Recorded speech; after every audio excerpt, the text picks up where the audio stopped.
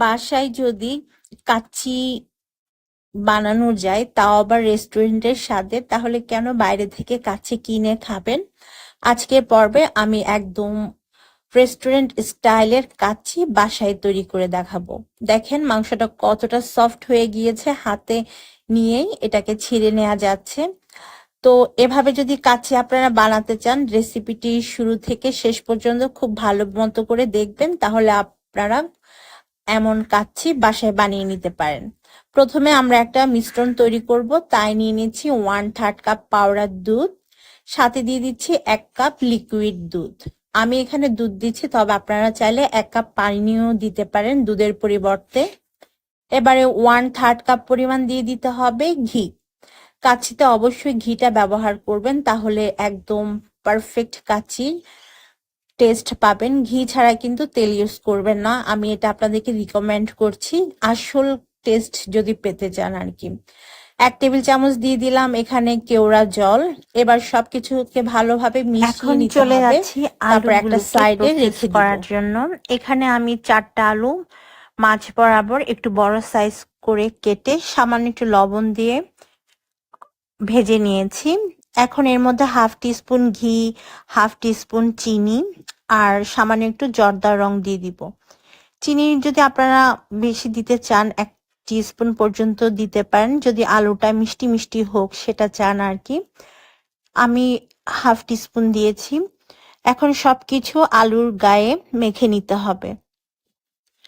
Food কালারটা খুব বেশি দিবেন না, এতে একদম লালচে হয়ে যাবে, তখন আবার দেখতে ভালো লাগে না, তাই আমি হালকা দিয়েছি। আলুটাকেও এখন সরিয়ে রাখবো। কিছু জিনিস যদি আপনারা কাচ্চি করার আগে গুছিয়ে রাখেন, তাহলে রান্নাটা অনেক ইজি হয়ে যায়। এখানে 2 টেবিল চামচ দুধের মধ্যে আমি সামান্য একটু অরেঞ্জ ফুড কালার দিয়ে দিলাম বা জর্দার রং, এটাকেও মিশিয়ে নিয়ে সাইডে রেখে দিব। আজকের কাচ্চিটা রান্নার জন্য আমি এখানে 1 কেজি পরিমাণ বিফ নিয়েছি, আর একটু বড় সাইজ করে কাটতে হবে কাচ্চির জন্য মাংসটা। আপনারা চাইলে মাটনও নিতে পারেন, আমি বিফ দিয়ে করছি যেহেতু বিফ সবার কাছে অ্যাভেলেবেল থাকে এর জন্য। আর লাগবে আমাদের রেডিমেড কাচ্চি মশলা। আপনারা যে কোনো ব্র্যান্ডের কাচ্চি মশলা নিতে পারেন, আর দেখবেন প্যাকেট থাকে 2টা এরকম ছোট ছোট, একটাতে থাকে গুঁড়া মশলা আর একটাতে থাকে আস্ত গরম মশলা।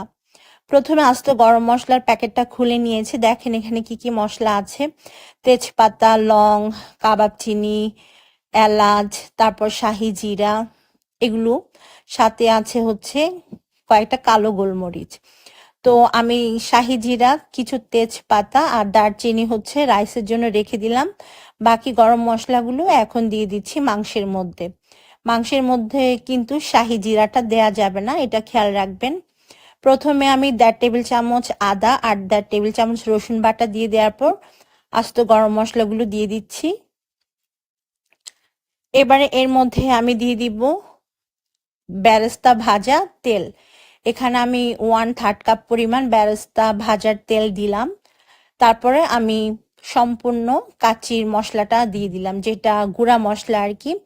1 কেজি মাংসের জন্য 1 প্যাকেট পুরোটাই দিতে হবে। 1/2 কাপ দিলাম টক দই আর 1 টেবিল চামচ পরিমাণ লবণ। এবার সবকিছুকে হাত দিয়ে ভালোভাবে মিশিয়ে নিতে হবে।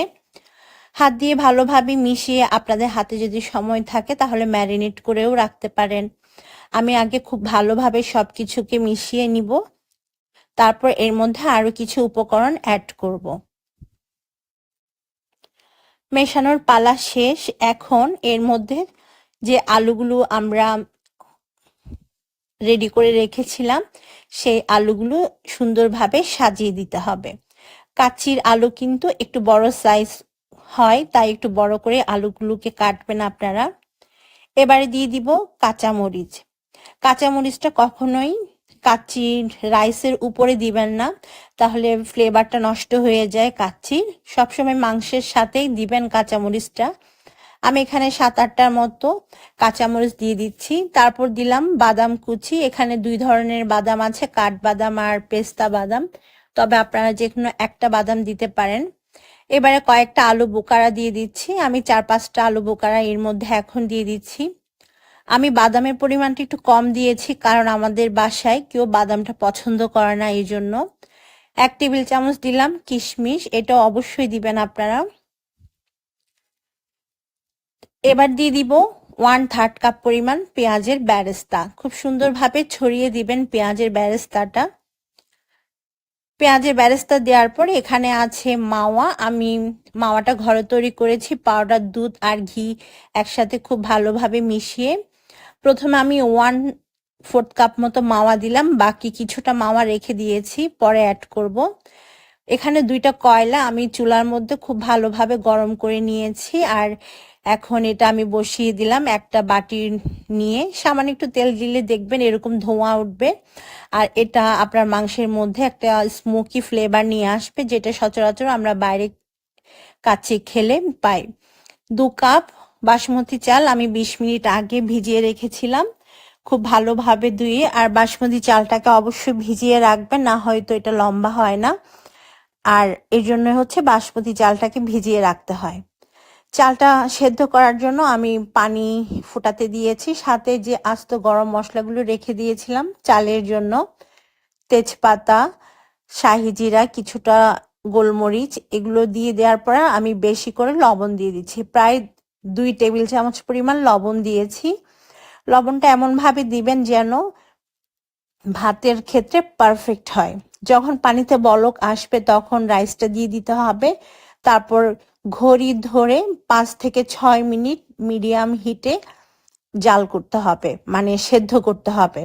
5 থেকে 6 মিনিটের চাইতে বেশি কিন্তু চালটাকে সেদ্ধ করবেন না, তাহলে কিন্তু ভেঙে যাবে। অর্থাৎ আমরা কাচ্চির জন্য যে রাইসটা বয়েল করব সেটাকে আমাদের 50 থেকে 60% পর্যন্ত কুক করতে হবে, এর চাইতে বেশি কুক করা যাবে না। তো 5 মিনিট হয়ে গিয়েছে, আমি আমাদের রাইসটাকে কুক করছিলাম। এখন তুলে আমি একটা স্ট্রেইনারে নিয়ে নিব পানিটাকে একদম ঝরিয়ে ফেলার জন্য। আর এটা অবশ্যই আপনারা মনে রাখবেন, 5 মিনিট থেকে 6 মিনিটের চেয়ে বেশি কিন্তু রাইসটাকে কুক করা যাবে না। এখন রাইসটা আমি দিয়ে দিব আমাদের মাংসের উপরে, ছড়িয়ে দিতে হবে খুব সুন্দরভাবে চারপাশে। যে টিপসগুলো আমি বলছি সেগুলো যদি আপনারা হুবহু ফলো করেন তাহলে আপনারা পারফেক্ট কাচ্চি কিন্তু বাসায় বানিয়ে নিতে পারবেন, একদম রেস্টুরেন্টের মতো। ইভেনলি স্প্রেড করে দিচ্ছি আমি চালগুলোকে, অর্থাৎ আদা সেদ্ধ রাইসটাকে। এখন দুধ আর ঘিয়ের মিশ্রণটা এর মধ্যে ঢেলে দিতে হবে। সম্পূর্ণটা ঢেলে দেওয়ার পর আমি আবারও কিছুটা বাদাম কুচি দিয়ে দিলাম, আর দিয়ে দিচ্ছি আলু বুখারা। তারপর এর মধ্যে দিয়ে দিতে হবে কিশমিশ। এগুলো আপনারা আপনাদের পছন্দ মতো দিবেন, কম বা বেশি যে যেমনটা পছন্দ করেন। এরপর দিয়ে দিতে হবে পেঁয়াজের বেরেস্তা। আমি এখন 1/4 কাপ পরিমাণ পেঁয়াজের বেরেস্তা এর মধ্যে দিয়ে দিচ্ছি। পেঁয়াজের বেরেস্তাটাও আমি খুব সুন্দরভাবে ছড়িয়ে দিয়েছি। এবারে বাকি যে মাওয়াটা আমি রেখে দিয়েছিলাম সেটা সম্পূর্ণ দিয়ে দিতে হবে। সম্পূর্ণ মাওয়াটা দিয়ে দেওয়ার পর এখন আমরা দিব দুধ আর ফুড কালার মিশ্রিত মিশ্রণটা। এতে খুব সুন্দর একটা কালার আসবে আমাদের কাচ্চি থেকে। আপনাদের কাছে যদি জাফরান থাকে আপনারা জাফরানও ব্যবহার করতে পারেন, তবে আমার কাছে জাফরান অ্যাভেলেবেল ছিল না, তাই আমি জাফরানটা দিতে পারিনি।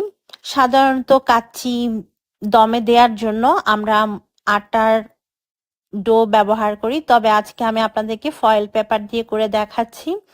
এভাবে একটা ফয়েল পেপার নিয়ে খুব ভালোভাবে সম্পূর্ণ পাতিলটাকে ঢেকে দিবেন। ঢেকে দেওয়ার পর এর উপরে ঢাকনাটা দিয়ে দিতে হবে। এমনভাবে দিতে হবে যেন কোনো ছিদ্র বা খালি অংশ না থাকে। তারপর যে অংশটা বের হয়ে আছে সেটা খুব ভালোভাবে ঢাকনার সাথে মুড়িয়ে নিতে হবে। আর আমি কিভাবে করছি সেটা যদি আপনারা লক্ষ্য করেন তাহলে বুঝতে পারবেন। দেখা যায় ময়দা দিয়ে যে ডোটা তৈরি করি সেটা করে যদি আমরা কাচ্চিটা দমে দিয়ে অনেক ক্ষেত্রে দেখা যায় পাতিল নষ্ট হয়। তার জন্য হচ্ছে আমি এই প্রসেসটা আপনাদেরকে দেখাচ্ছি। ঢাকনার ছিদ্রটাকেও এখন বন্ধ করে দিব একটা লং দিয়ে। ব্যাস, কাচ্চির জন্য আমাদের সবকিছু রেডি, পাতিল রেডি। আমি আজকে কাচ্চিটা বানানোর জন্য একটা হ্যাভি বটম প্যান নিয়েছি। আপনারা যদি নর্মাল পাতিলে কাচ্চিটা রান্না করেন তাহলে এটা যখন দমে দিবেন তখন নিচে একটা তাওয়া দিয়ে দিবেন। এখন চুলার আঁচটা হাই হিটে রাখতে হবে 10 মিনিট, আর 10 মিনিট হাই হিটে রেখে জাল করব। তারপর আমি 10 মিনিট পর চুলার আঁচটা একদম লোতে রেখে 1.5 ঘন্টার জন্য দমে দিয়ে দিব। 1.5 ঘন্টার মধ্যে আমাদের কাচ্চি তৈরি হয়ে যাবে। 1.5 ঘন্টা পর আমি চুলাটা বন্ধ করে দিয়েছিলাম। এখন আপনাদেরকে কাচ্চিটা কেমন হয়েছে সেটা দেখাবো। আমি প্রথমে ফয়েলটাকে বের করে নিব। আর এত সুন্দর একটা অ্যারোমা আসছিল পুরো ঘরের মধ্যে, আমি আপনাদেরকে কি বলবো ভিউয়ার্স। দেখেন আমাদের কাচ্চিটা কতটা সুন্দর হয়েছে। প্রতিটা রাইস কিন্তু ঝরঝরে আর লম্বা লম্বা আছে, কোনো রাইসই কিন্তু ভাঙেনি। আমি নিচ থেকে একটু আপনাদেরকে দেখিয়ে দিচ্ছি, দেখেন নিচেরটাও কেমন সুন্দরভাবে হয়েছে, নিচে লেগেও যায়নি। আর আমরা যে মাংসটা রান্না করেছি সেটা প্রপার সেদ্ধ হয়ে গিয়েছে। তো আমাদের কাচ্চি কিন্তু এখন একদম রেডি খাওয়ার জন্য। এখন আমি এটাকে একটা সার্ভিং ডিশে সার্ভ করে নিব। এখন আমি আপনাদেরকে একটু কেটে দেখাবো যে মাংসটা কতটা সফট হয়েছে, তাহলে আপনারা বুঝতে পারবেন যে আমাদের কাচ্চিটা কতটা পারফেক্ট ছিল। আশা করছি আমার আজকের এই কাচ্চি রেসিপি আপনাদের কাছে ভালো লেগেছে। ভালো লাগলে আমার চ্যানেলটাকে সাবস্ক্রাইব করে পাশে থাকা বেল বাটনটি প্রেস করে রাখবেন। আল্লাহ হাফিজ।